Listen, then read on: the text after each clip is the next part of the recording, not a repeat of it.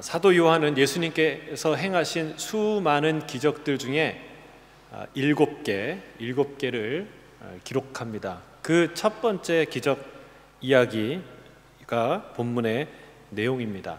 11절에 보면 첫 표적을 갈릴리 가나에서 행하셨다라는 표현이 나오는데, 이게 첫 번째 기적, 첫 번째 표적인지 어떻게 알았을까요?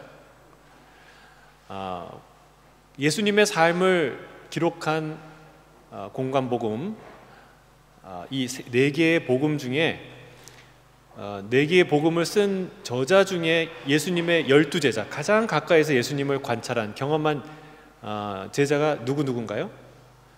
마태복음의 마태, 요한복음의 요한이죠.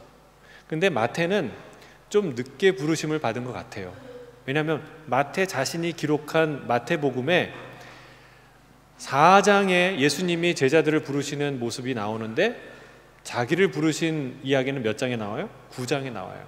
그러니까 마태와 요한을 비교하면 요한은 초기부터, 우리가 요한복음 1장에서 본 것처럼 세례 요한의 증언에 바로 이어서 이 요한의 부르심을 받고 예수님을 따라간, 직접 이 가나의 혼인잔치에서 목격한 증인으로서 이 성경을 기록한 것임이 분명한 것이죠. 그래서 첫 번째 표적이다. 왜냐하면 표적은 사람들 앞에 많이 드러내는 일인데, 사실은 오늘 보면 알겠지만 이 일은 굉장히 은밀히, 옆에서 가까이서 지켜본 소수만 아는 그런 표적이었기 때문에 그렇습니다. 자, 그런데 이 7개의 기적을 기록하는데 특징이 있어요. 이 요한이, 사도 요한이 뭐라고 표현하냐면 기적, 미라클이라는 표현을 쓰지 않습니다. 표적, 사인이라는 말을 사용합니다.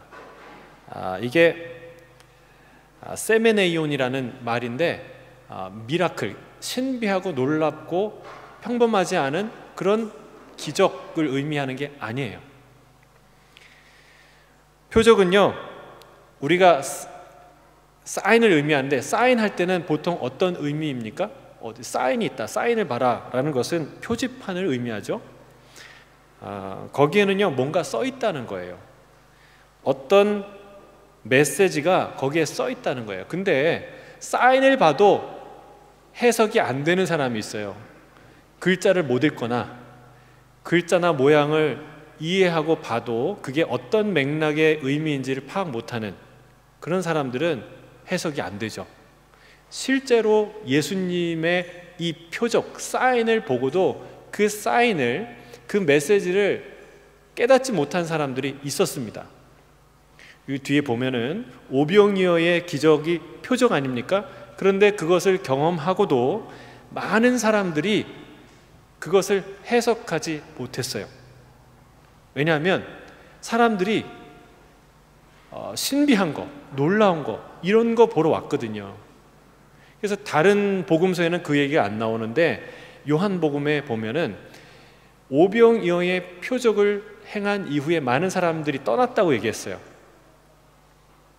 왜 그랬을까요? 사람들이 온 목적이 다른 거예요. 이 사람들은요 신기한 거 보러 온 거예요. 그리고 예수님이 오병이어의 기적을 오늘도, 또는 자주 가끔씩이라도 이런 일을 행할 걸 기대하고 왔는데, 얘기를 가만 들어보니까 이런 걸 자주 하지 않을 것 같은, 다시는 안 할 것 같은 분위기거든요. 내가 생명의 떡이다, 나를 먹고 마셔라, 알 수 없는 얘기를 하니까 사람들이 떠나는 거예요. 사람들이 왜 떠났을까요? 표적, 사인을 봤는데 그 사인이 무슨 의미인지 해석하지 못했기 때문에, 알아듣지 못했기 때문에 떠나는 거예요. 사랑하는 성도 여러분, 이 하나님이 행하신 기적은 그냥 단순히 신기하고 놀라운 일이 아니라 거기에는 어떤 사인, 메시지, 그것이 담겨 있다는 거예요. 저는 이 표적을, 이 사인을 읽고 보고 목격하고 해석하고 믿게 되는, 경험하게 되는 저와 여러분이 되시기를 주의 이름으로 축복합니다. 오늘 1절 2절 본문 같이 읽어볼까요? 1절 2절 시작. 사흘째 되던 날 갈릴리 가나에 혼례가 있어 예수의 어머니도 거기 계시고 예수와 그 제자들도 혼례의 청함을 받았더니 갈릴리 가나는요, 예수님의 고향 나사렛에서 멀지 않은 동네입니다. 혼인잔치가 있어서 예수님의 어머니 마리아도 거기 계시고, 그리고 예수님과 그의 제자들도 초청받았어요. 자, 유대인들은요, 혼인잔치를 매우 중요하게 생각했어요. 엄청나게 중요하게 생각했어요. 대부분의 랍비들이 혼인잔치에서 즐거워하는 것이 너무 중요해서 그 중에는, 그 기간 중에는 학문을 중단해도 괜찮다라고 생각할 정도였어요. 또한 심지어는 신랑과 하객들에게 초막절과 같은 의무를 면제시켜 주자는 데 의견을 일치할 정도로 그만큼 중요한, 유대인들에게 절기가 얼마나 중요해요? 그것만큼, 오히려 어떤 의미에서 그것보다 훨씬 더 중요한 순간이 혼인잔치였다는 거예요. 그래서 이 새로운 가정의 기쁨을 나누기 위해서 본인뿐만이 아니라 하객들이 일주일 내내 일하러 안 나갔어요. 일하러 안 나가고 일주일 동안 잔치를 벌였습니다. 그리고 조금 늦게 오시는, 끝날 때 오시는 분들을 위해서 오히려 일주일을 더 2주간 이 잔치를 벌이는 경우도 많이 있었다고 해요. 그러니까 부유한 사람은요, 자기가 사는 도시나 마을 전체 사람들을 초청하는, 그래서 연회를 베풀기도 했고, 그렇지 않은 사람들도 할 수 있는 한 많은 사람을 초청했다는 거예요. 그러니까 친구들뿐만이 아니라 그 친구의 아내, 그리고 자녀들, 그리고 심지어는 하인들까지, 그리고 그 집에서 기르는 개까지 원한다면 다 초청하는 그런 분위기였다는 사실입니다. 얼마나 이 사람들이, 유대인들이 결혼 혼인잔치를 중요하게 생각하는지 알 수 있는 대목입니다. 그러니까 불과 며칠 전에 예수님의 제자가 되었던 제자들도 초청받지 않습니까? 왜 이렇게 그런 맥락이 이해되죠? 그러니까 제자들과 친했던 어떤 사람이 초대한 게 아니라 이런 사회적 맥락 속에서 예수님과 함께 예수님의 제자들과 친구들을 다 초대한 거예요. 그래서 참 얼마나 성대한 그 혼인잔치가 이루어졌는지 우리가 가늠할 수 있습니다. 또 몇 가지를 보면은 이 혼인잔치가 아주 크게 벌어졌다는 것을 알 수 있어요. 자, 그 집에 나중에 나오지만 결례에 쓰임받는 큰 돌 항아리 6개가 있다고 그랬어요. 이 돌 항아리가 얼마나 크냐면 2-3통 드는 돌 항아리였어요. 2-3통이 뭐냐면 이 바가지로, 사람이 떠올 수 있는 바가지로 1번, 2번, 3번 부어야 채워지는 그 큰 돌이에요. 항아리예요. 그러니까 그게 보통 적게 잡는 사람은 한 75리터, 많게 보는 분들은 한 그 2배인 150리터 정도로 보고 있어요. 그러면 여러분 100리터만 생각해도 이게 어마어마한 양인 거 아시겠죠? 그렇죠?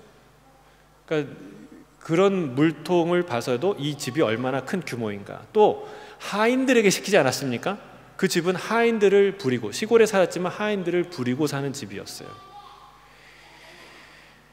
그리고 주님께서 6통이나 다시 이 포도주를 만들 정도로 이미 한 차례 왔다 갔는데, 그리고 다 소진했는데 또 다시 6통이 들 정도로 이 잔치의 손님이 얼마나 많았던가, 큰 규모의 잔치를 벌였는가 짐작할 수 있습니다. 성대한 결혼 잔치가 벌어진 것입니다. 자, 3절 본문 말씀 읽겠습니다. 문제는 3절이에요. 시작. 포도주가 떨어진지라 예수의 어머니가 예수에게 이르되 저들에게 포도주가 없다 하니. 포도주가 떨어집니다.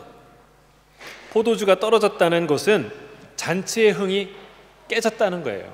그러니까 파투가 났다는 거예요. 판이 깨졌다는 거예요.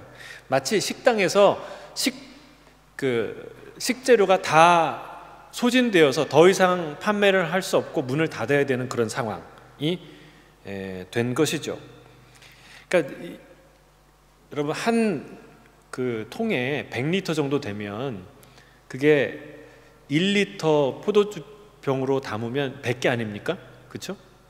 그리고 그걸 6개 아니라 600개 아니에요. 여기 한번 600개 포도주병을 한번 쌓아볼까요? 얼마나 많겠어요, 그렇죠? 이미 사람들이 다 마시고 먹고, 그렇죠? 그리고 또다시 그만큼이 필요했던 거예요. 그러니까 여러분, 이 포도주를 어디서 구할 수도 없고 빌려올 수도 없고 돈 주고 살 수도 없는 거예요. 마리아와 예수님까지 이 결정적인 순간에 결정적인 결핍이 찾아온 것입니다. 여러분, 우리 인생에 이런 순간이 있어요. 인생에 딱 한 번밖에 없는 아주 중요한 순간에 아주 필요한 그게 바닥나는 거예요. 없어지는 거예요. 여러분, 우리 인생은요, 욥처럼 망하지 않습니다. 욥은 다 빼앗겼죠. 다 없어졌죠. 모든 것이 다 무너졌어요. 모든 것을 다 빼앗기고 망하는 인생은 별로 없어요. 한 가지가 부족해서 망합니다. 몸도 어디 하나가 아프기 시작하더니 그것 때문에 못 일어나거나 또는 심지어는 또 사망에까지 이르게 되는 일이 있죠. 비즈니스도 마찬가지예요. 비즈니스도 그냥 어음 하나 못 막아서 망하는 거예요. 직원들도 다 있고 기술도 다 있고 공장도 다 있는데 어음 하나 못 막아서 그 회사가 망하죠. 우리 인생에 딱 하나, 그때 그것만 피했으면, 그때 그 사람이 나를 도와줬으면, 내가 이것만 할 수 있었으면 내 인생이 달라질 텐데, 결정적인 순간에 그 결정적인 하나 때문에 우리의 인생에 결정적인 위기가 찾아오게 되는 것이죠. 시집 중에 이런 시가 있었어요. 30 잔치는 끝났다, 그런 시가 있었는데, 여러분, 우리의 인생은 30의 잔치가 끝나는 게 아닌 줄 믿습니다. 언제 끝나요? 이미 끝났어요. 언제 끝났습니까? 이미 한참 전에 하나님의 동산에서 아담과 하와가 선악과를 따먹는 순간에 우리 인생의 진정한 의미의 잔치는 끝난 거예요. 사라진 거예요. 이 땅에 그때 죽음이, 탐욕이 들어왔기 때문에 그렇습니다. 우리의 질병과 고통과 끊임없는 사고, 사건, 이 아픔들은 다 죽음의 그림자일 뿐입니다. 여러분, 우리의 인생은 이미 흥이 깨졌어요. 그래서 자꾸 낙심이 돼요. 마음을 막 다잡고 잘 살아봐야지 하는데 또 낙심이 되고 마음이 깨지고, 잘 해보려고 시도하는데 또다시 절망에 빠져요.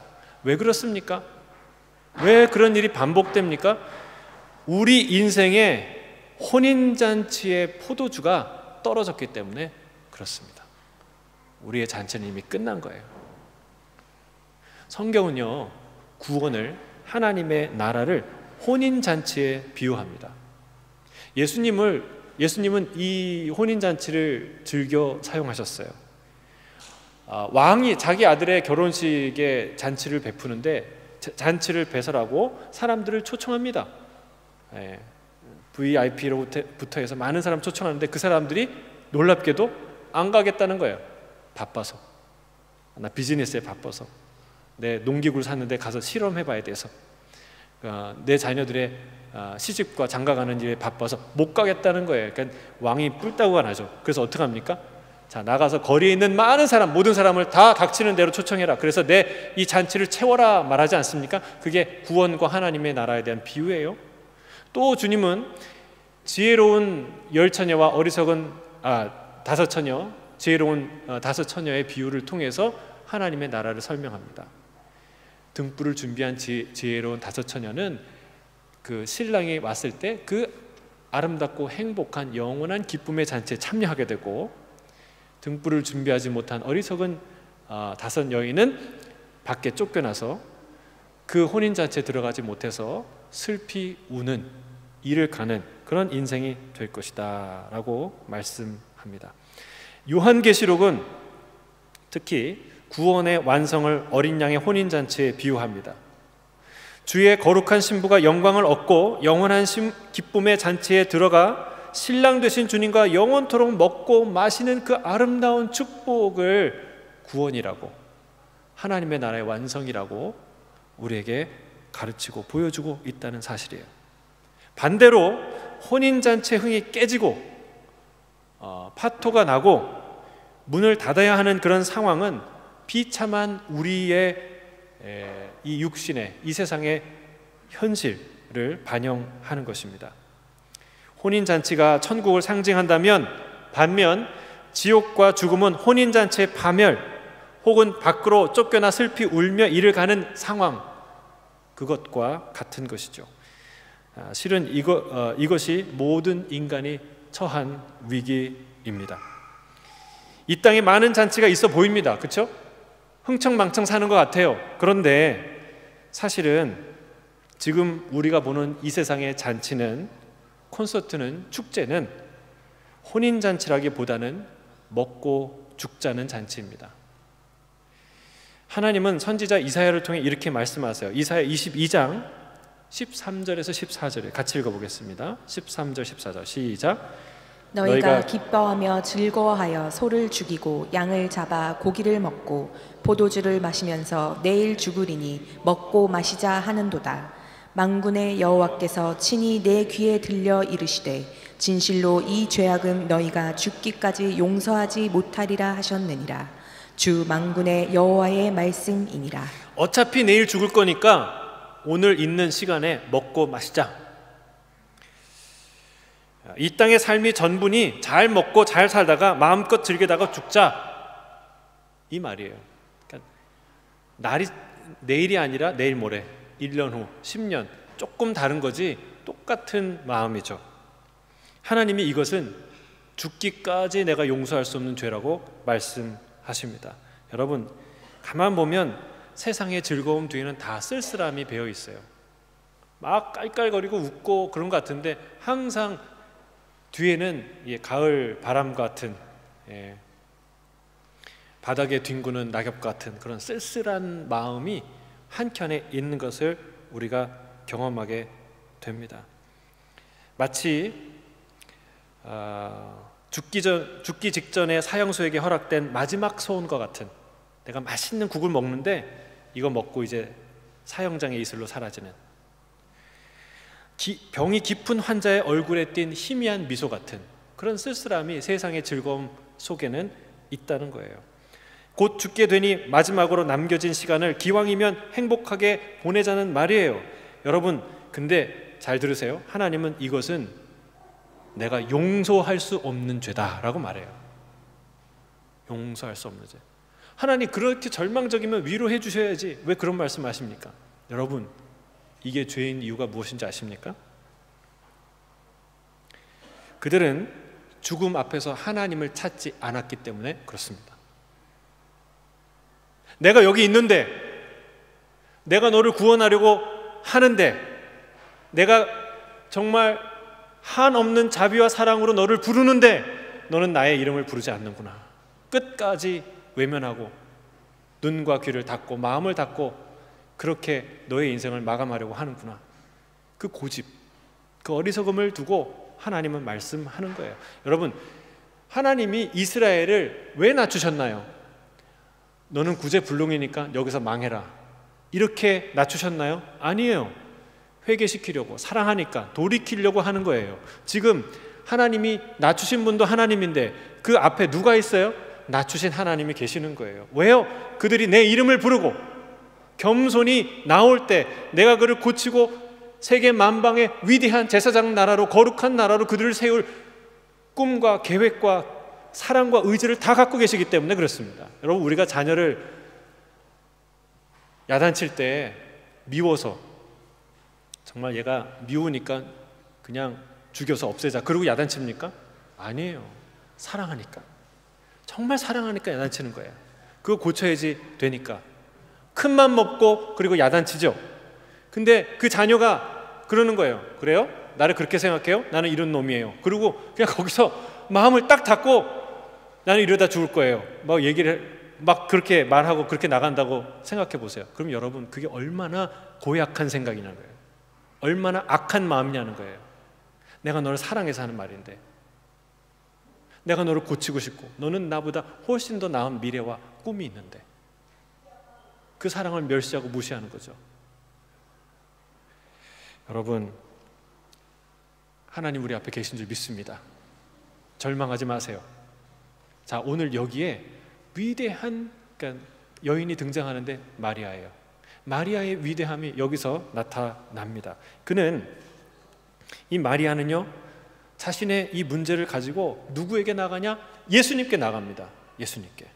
자신이 해결하려고 애쓰고 노력하거나, 그래서 그것만 하려고 이것도 해보고 저것도 해보고 그렇게 분주하지 않습니다.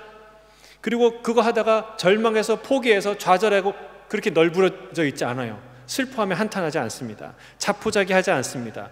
여기서 그의 믿음이 빛나는 거예요. 여러분, 이것이 얼마나 중요한, 진짜 중요한 태도예요. 지혜예요. 믿음이에요. 그는 이 문제를 예수님께서 해결할 수 있음을 믿었어요.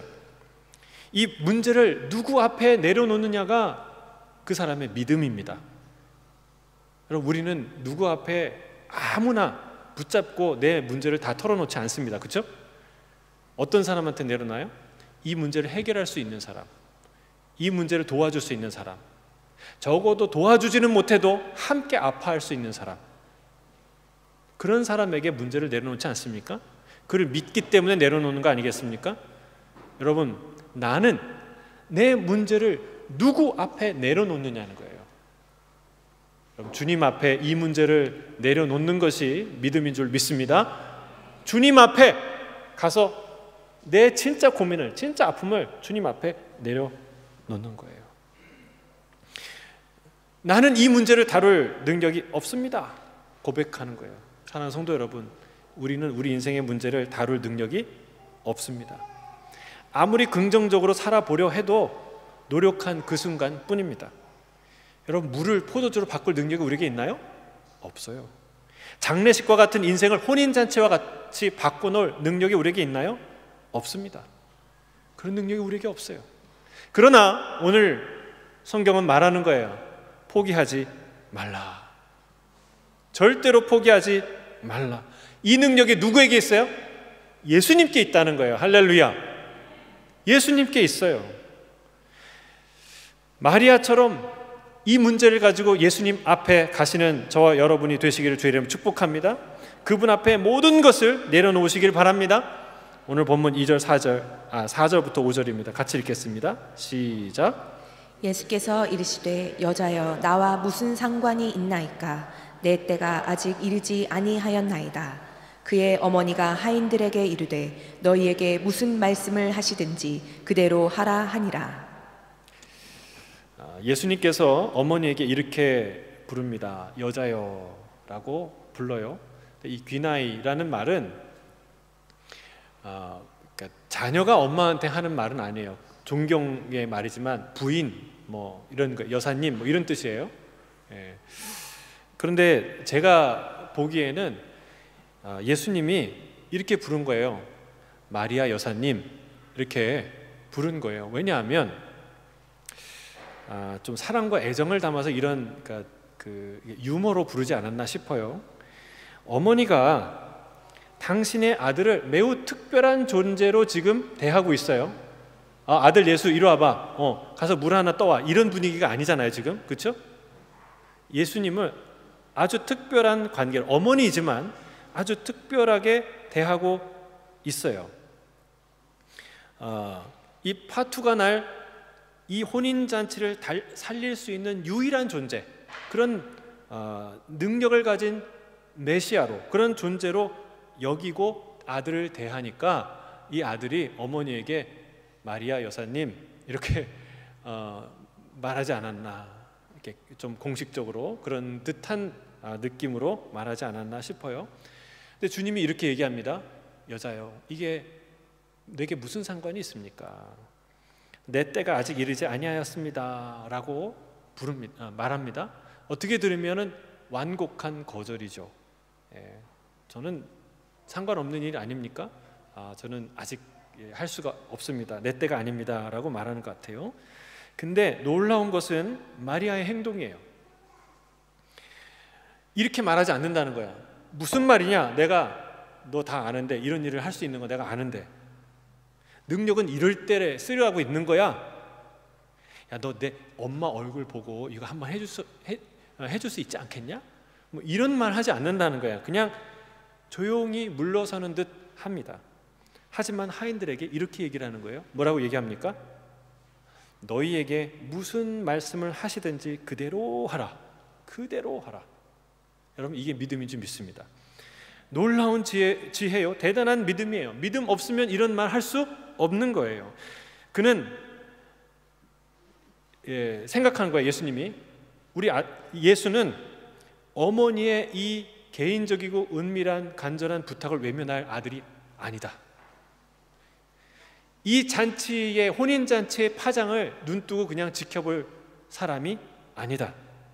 그리고 이 모든 잔치가 끝나는 것을 막을 수 있는 유일한 사람이다라는 믿음이 이 어머니 마리아에게 있었다는 사실입니다. 여러분, 이런 믿음 가지시길 바랍니다. 이런 담대한 믿음을 가진, 낙심하지 않는 믿음을 가진 여인이 또 하나 있었는데 수로보니게 여인이죠. 이 여인은 생각할수록 신비해요. 여러분, 이방 여인이 그렇게 소리를 쳤어요. 살려달라고, 내 딸 살려달라고. 근데 예수님이 못 들은 척 하셨어요. 대꾸도 안 하셨어요. 하도 소리를 지르니까 제자들이 와서 예수님 좀 어떻게 좀 해주시죠. 그러니까 예수님 뭐라고 그러세요? 나는 유대인에게 보냄받은 사람이지 이방인에게 보냄받지 않았다 라고 얘기를 해요. 그래도 포기하지 않고 여자가 계속 얘기를 하니까 뭐라고 얘기합니까? 아니, 주인이 자기 아들 주려고 하는 음식을 개에게 주면 되겠냐, 던져주면 되겠냐. 이 얘기를 들으면요, 여러분, 모든 사람들이, 대부분 사람들이 여기서 끝납니다. 여기서 게임 끝이에요. 낙심이에요. 딱 돼. 기대가 원망으로, 분노로 바뀌는 타이밍이에요. 그렇죠? 아니, 잘났으면 얼마나 잘났길래. 그리고 이게 마음이 상하는 거예요. 그게 심지어는 하나님일지라도. 여러분, 하나님한테 더 쉽게 상처받는 거 아시죠? 왜? 하나님은 다가적인 분이라고 생각하니까. 그것도 하나 안 해주셔? 그리고 우리가 하나님한테 그런 상처를 받아요. 그런데 이 여인은 거기서 포기하지 않아요. 어떻게 합니까? 그 얘기를 딱 듣고, 그렇습니다, 맞습니다, 주님. 그러나 그 개들도 주인의 상에서 떨어지는 부스러기를 먹지 않습니까? 라고 얘기를 해요. 얼마나 놀라운, 포기하지 않는 담대한 믿음이에요. 예수님이 고쳐줄 마음이 있었을까요? 없었을까요? 없었는데 나중에 생겼을까요? 아니에요. 고쳐주시려고 했죠. 주님은 중심을 보는 분이에요. 이 여인 안에 믿음이 있는 걸 보셨고 그 믿음을 끄집어내시는 거예요. 주님이 그 고백을 했을 때 돌아가라, 내 딸의 귀신이 나갔다 말씀하셨어요. 예수님이 왜 이런 일을 하셨을까요? 우리에게 하시는 말씀이에요. 이 여인의 믿음을 보라는 거예요. 포기하지 말라는 거예요. 우리는 간구하고 내 뜻대로 안 되면 포기해요. 원망해요. 쏟은 열정만큼 배신감을 느껴요. 그리고 실망해요. 좌절해요. 그렇게 하지 말라는 거예요. 어머니 마리아가 완곡한 거절을 당한 것 같았지만 그러나 여전히 아들을 신뢰하고 사랑한 이 따뜻한 마음, 온전한 믿음을 가졌듯이 수로보리게 이 여인이 그 냉대와 천대를 받는 듯한 그런 거절을 받았지만 여전히 이 주님에 대한 믿음과 신뢰를 잃지 않듯이 그분 안에 있는 선의를 믿듯이 너희 하나님을 믿으라는 거예요. 할렐루야. 여러분, 왜 포기합니까? 왜 기도하다가 포기해요? 믿음이 흔들리니까. 하나님이 더 해주실 것 같지 않으니까. 하나님이 나에게 이런 선의까지 베풀 거라고 기대가 안 되니까 포기하는 거 아니겠습니까? 그거 하지 말라는 거예요. 여러분, 끝까지 주님을 믿고 의지하는 이 마리아와 같은, 수로보니게 여인과 같은 믿음의 여인, 믿음의 이 사람 되시기를 주의 이름으로 축복합니다. 우리 6절부터 10절까지입니다. 같이 읽겠습니다. 시작. 거기에 유대인의 정결 예식을 따라 두세 통 드는 돌 항아리 6이 놓였는지라.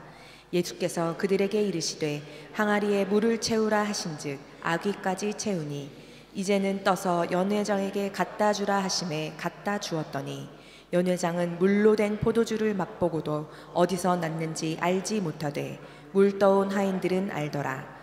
연회장이 신랑을 불러 말하되 사람마다 먼저 좋은 포도주를 내고 취한 후에 낮은 것을 내거늘 그대는 지금까지 좋은 포도주를 두었도다 하니라.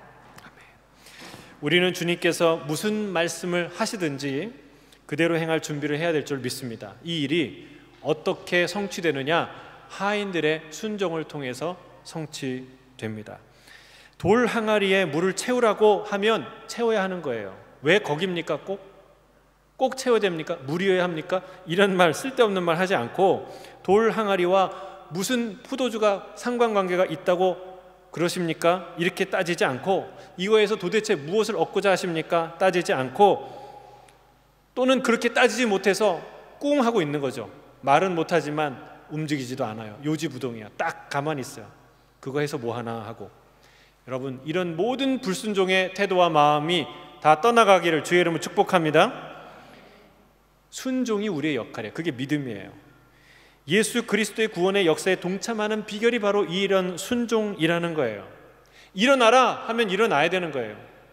아니, 내가 앉은뱅이로 한 번도 일어나 본 적이 없는데 어떻게 일어납니까? 이러고 앉아있으면 평생 못 일어나는 거예요. 실로암 못에 가서 씻어라 그러면은, 아니, 내가 매일 아침 세수를 하는데 씻어서 나올 거면은 벌써 나왔지, 이렇게 하고 앉아있으면은 그 눈 안 떠진다는 거예요. 여러분, 이게 참 쉬운 것 같은데 어려워요. 참 쉬운 것 같은데. 암몬 장군 나하만이 하나님의 사람 앞에 오기까지 얼마나 많은 결단과 또 각오를 하고 왔겠어요. 그렇죠? 자기 왕을 만나고 설득하고 적군에게 또 가서 적군의 왕을 만나고 또 이렇게 요청하고 예물을 드리고 또 하나님의 사람 앞에 찾아온 거 아닙니까? 예물을 들고 겸손한 마음으로. 근데 거기서 마음이 상해요. 왜요? 요단강에 가서 7번 씻으라는 이 말에 마음이 팍 상해버립니다. 여러분, 이게 인간이에요. 다 헌신해놓고 그 모든 수고를 다 해놓고 그 한마디에 마음이 팍 상하는 거예요. 여러분, 끝까지 주님의 말씀에 순종하게 되길 주의 이름 축복합니다. 따지지 말고 무슨 말씀을 하시든지 내가 순종하겠다 결단해야 하는 것이죠. 그 종들의, 그 마리아의 믿음, 그 종들의 믿음의 순종을 통해서 이 기적이 일어났다는 거예요. 어떤 기적이 일어납니까? 물이 포도주가 됩니다. 할렐루야. 물이 포도주가 돼요. 그 연회장은 그 포도주를 맛보고 뭐라고 얘기합니까? 사람마다 먼저 좋은 포도주를 내고 하객들이 취한 후에는 질이 낮은 값싼 포도주를 주는데 당신은 지금까지 좋은 포도주를, 값비싼 고급 포도주를 내는군요 하고 감사합니다. 놀랍니다. 사실은 이 연회장도 몰랐던 거예요. 이 사람이 컨트롤 했어야 되는데 연회장도 컨트롤이 안 되는 상황이에요. 왜? 사람들이 너무 많이 오니까. 연회장도 물이 포도주가 된 사실을 몰랐던 거예요. 누구만 알아요? 물떠온 하인들만 압니다. 사랑하는 성도 여러분, 하나님의 놀라운 기적은 순종하는 자만 알게 될 줄로 믿습니다. 물떠온 하인들, 순종하는 사람은 그 놀라운 기쁨을 가슴에 갖게 되는 것이죠. 자, 물이 포도주가 된 것 자체가 주님이 창조주 하나님이시라는 사실, 놀라운 하나님이라는 사실을 증언하는 사인이죠. 그러나 한 가지 더, 유대인의 정결 예식에 사용되었던 돌 항아리를 사용하셨다는, 그 안에 있는 물을 사용하셨다는 사실도 매우 중요한 사인입니다. 이 항아리는요, 제가 말씀드렸다시피 90리터에서 150리터 되는 큰 항아리예요. 어마어마한 양이에요. 혼인 잔치를 위해 예비되었던 포도주를 다 소비하고도 새롭게 600병의 포도주가 필요했는데 그 양을 채울 정도의 그런 포도주이죠. 참으로 성대하고 흥겨운 혼인 잔치였어요. 그런데 이 돌 항아리와 그 안의 물은 무엇을 의미하는가? 구약의 모세의 율법과 성전 제사 제도를 상징하는 것들입니다. 하나님이 그것을 송두리째 포도주로 바꾸세요. 구약의 정결 예식이 업그레이드 되는 거예요. 변화되는 거예요. 여러분, 주님이 마지막에 십자가에서 죽으실 때 어떤 일이 일어나요? 성전에 뭐가 찢어져요? 휘장이 찢어지죠. 그렇죠? 그런 사건이 일어나요. 그런 상징적인 사건이 일어나는 거예요. 포도주는 예수 그리스도의 피를 의미하는 줄 믿습니다.